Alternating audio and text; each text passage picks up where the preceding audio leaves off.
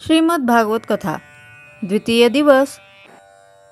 श्री गोपाल कृष्ण भगवान की जय। श्रीमद् भागवत भगवान की जय। मागच्या भागामध्ये आपण धुंदुकारीच्या आत्म्याला मुक्ती कशी मिळाली, धुंदुकारीला कसा मोक्ष मिळाला हे पाहिलं। आणि आजच्या भागामध्ये भागवताची निर्मिती कशी झाली, भागवत कसे निर्माण झाले हे पाहणार आहोत। द्वापर युग चालू होतं तेव्हा सत्यवतीच्या ठिकाणी व्यास महर्षींचा अवतार झाला। आणि एकदा अत्यंत खिन्न होऊन सरस्वती नदी तीरावर व्यास महर्षी बसले होते। तिथून त्यावेळी नारदजी आकाशातून भ्रमण करत होते। त्यांनी व्यासांना दुःखी अवस्थेत पाहिलं, म्हणून त्यांची विचारपूस करण्यासाठी नारदजी खाली आले। मग नारदजी तिथे आल्याबरोबर व्यासांनी त्यांना नमस्कार केला, त्यांची पाद्यपूजा केली। व्यासजी स्वतः भगवंताचा अवतार आहेत आणि तरीसुद्धा त्यांनी नारदजींची पूजा केली। म्हणजेच भागवतामध्ये सांगितलं आहे, पूजयामास विधिवम नारदम सुरपूजितम। म्हणजे देवतासुद्धा ज्या नारदजींची पूजा करतात त्यांची व्यास महर्षींनीही पूजा केली। मग नारदांनी व्यासांना विचारलं, हे महर्षी, तुम्ही बरे आहात ना? तुम्ही उदास दुःखी दिसताय। काही अडचण असेल तर मला नक्की सांगा। तेव्हा व्यास महर्षी म्हणाले, हे नारदजी, मी आयुष्यात खूप काही केलं। काय काय केलं? अस्तेव मे सर्वमिदं त्वयोक्तम तथापि मात्मा परिशुष्यते मी। म्हणजे मी वेदांचे 4 भाग केले, 17 पुराणे लिहिली, ब्रह्मसूत्र ग्रंथ लिहिला, महाभारतासारखा इतिहास लिहिला, अजून खूप काही लिहिलं। अग्निहोत्र तर मी रोज करतो। आणि एवढं सगळं लिहून करून सुद्धा माझ्या मनाला समाधान वाटत नाही। मला नेहमी असं वाटतं की काहीतरी कमतरता आहे, माझं काहीतरी करायचं राहून गेलं आहे, असं मला सतत वाटत असतं। पण काय राहिलं हे कळत नाही। तेव्हा हे नारदजी, तुम्ही मला थोडं मार्गदर्शन करा। मग नारदजी म्हणाले, हे व्यास महर्षी, तुम्ही धर्म, अर्थ, काम, मोक्ष या चतुर्विध पुरुषार्थाचे वर्णन तर खूप वेळा केले, पण तुम्ही भगवान श्रीकृष्णाची लीला गायलीच नाही, म्हणून तुम्ही समाधानी नाहीत। तुम्ही जोपर्यंत मनाला परिपूर्णता देणाऱ्या श्रीकृष्णाची लीला लिहित नाहीत तोपर्यंत तुम्हाला शांतता वाटणारच नाही, समाधान मिळणार नाही। तेव्हा नारदजी म्हणाले, श्रीकृष्णाच्या लीला तुम्ही वर्णन करा। त्यासाठी मी तुम्हाला माझं स्वतःचंच एक उदाहरण सांगतो। पूर्वजन्मी मी एका दासीचा पुत्र होतो। त्यावेळी मी फक्त 5 वर्षाचा होतो। माझी आई एका सद्गृहस्थ ब्राह्मणाकडे घरकाम करायची। एकदा चातुर्मासामध्ये काही संत सज्जन ऋषीमुनी त्यांच्या घरी आले। तेव्हा माझी आई त्या महात्म्यांची सर्व कामं करायची, सेवा करायची, जसं की स्वयंपाक करावा, घर स्वच्छ करावं, पूजेची सर्व सामग्री द्यावी।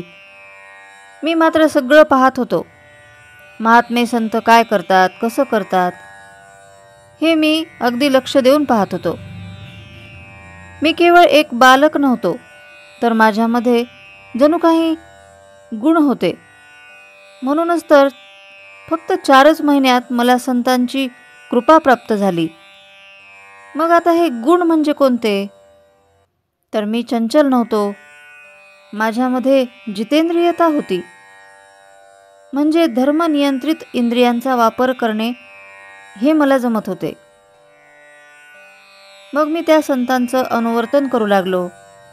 ते जी पारमार्थिक क्रिया करायचे तसं मी पण करायचो. म्हणजे ते जप करत असतात, पूजा करतात, ते मी पाहायचो आणि त्यांची सेवा करायचो, शुश्रूषा करायचो.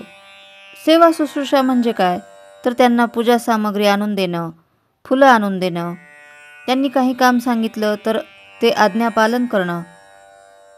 त्यांचा कधीही अनादर केला नाही. आणि मग मी सतत त्यांच्यासोबतच राहू लागलो. मग त्यांनी जेवण केलं की जे अन्न शिल्लक राहायचं ते मला जेवायला मिळू लागलं. संत म्हणायचे, आमचं जेवण झाल्यावर भांड्यामध्ये जे शिल्लक राहिलेलं अन्न असेल ते तू खात जा. उष्ट नाही बरं का, कारण उष्ट कधीही खाऊ नये आणि एका ताटात कधीही जेवू नये असं शास्त्र सांगतं. उष्ट खाल्ल्यामुळे किंवा उष्ट्या ताटात जेवल्यामुळे कुत्र्याच्या जन्माला जावं लागतं असंही शास्त्र सांगतं. असो, मग अशा प्रकारे साधू संत चातुर्मास संपल्यावर तिथून निघाले. मग मीही त्यांच्यासोबत जायचा हट्ट धरला. तेव्हा ते संत म्हणाले, बाळ, तू आत्ता आमच्यासोबत येऊ नको. आता तू तुझ्या आईसोबत आहेस. तू तुझ्या आईसोबत राहणं गरजेचं आहे. तुझ्या आईची तुझ्यावर जबाबदारी आहे. तू जेव्हा यातून मुक्त होशील तेव्हा तू आमच्याकडे ये. मग तोपर्यंत त्या संतांनी मला एक मंत्र दिला आणि मला जप करायला सांगितलं. मग मी जप करू लागलो. मला जणू ध्यासच लागला. मग एके दिवशी आई गाईच्या गोठ्यात गेली. तेव्हा तिला सर्पदंश झाला आणि ती मृत्यू पावली. मग मी काही दिवसांनी उत्तर दिशेला निघून गेलो आणि तिथं मी भक्तीमध्ये गुंग झालो. जप करून, ध्यान करून जेव्हा भक्तिमय झालो तेव्हा मला शंख चक्र गदाधारी श्री भगवंताचं दर्शन झालं. पण क्षणार्धातच ते दर्शन लुप्त झालं. मी बेचैन झालो, व्याकुळ झालो. तेव्हा आकाशवाणी झाली, मी अपरिपक्वाला दिसत नाही, त्यासाठी तुला पुन्हा जन्म घ्यावा लागेल. अशी ही आकाशवाणी मला ऐकू आली. आणि पुढच्या जन्मी मी ब्रह्मदेवाचा मानसपुत्र म्हणून जन्माला आलो आणि मला परमात्म्याने दिलेल्या वीणेच्या नुसत्या झंकाराने परमेश्वर माझ्यासाठी प्रकट होतात. मग हे सगळं सामर्थ्य कशामुळे आलं बरं? तर ते साधूच्या संगतीमध्ये मी हरिकथा ऐकली म्हणून माझं कल्याण झालं. असंच तुमच्या अंतःकरणाला समाधान लाभावं म्हणून तुम्ही हरिकथा गा. मग नारदजींनी व्यास महर्षींना चतुश्लोकी भागवताचा उपदेश केला. जे भागवत नारायणांनी ब्रह्मदेवाला सांगितलं, ब्रह्मदेवानी ते नारदांना सांगितलं आणि नारदांनी ते व्यास महर्षींना सांगितलं आणि व्यास महर्षींनी ह्याच चतुश्लोकी भागवतापासून श्रीमद भागवत ग्रंथ लिहिला, ज्यामध्ये 18,000 श्लोक, 12 स्कंध आणि 335 अध्याय त्यांनी लिहिले. चतुश्लोकी भागवताचाच विस्तार व्यास महर्षींनी 18,000 श्लोकांमध्ये केला आणि 335 अध्याय व 12 स्कंध हे व्यास महर्षींनी सरस्वती नदीच्या काठावर बसून लिहिले. अशा प्रकारे श्रीमद भागवताची निर्मिती झाली. यापुढील कथा पुढच्या भागात पाहू. श्री गोपाल कृष्ण भगवान की जय. स्तोत्र, मंत्र, संपूर्ण भगवद्गीता, एकनाथी भागवत आणि श्रीमद भागवत कथा नित्य ऐकण्यासाठी आणि त्याचबरोबर डोहाळे, पाळणे, उखाणे आणि खास महिलांसाठी किचन टिप्स हे ऐकण्यासाठी माझ्या या चॅनलला आपण अजून सबस्क्राईब केले नसेल तर एकदा नक्की सबस्क्राईब करा आणि हो, लाईक व शेअर करायला विसरू नका.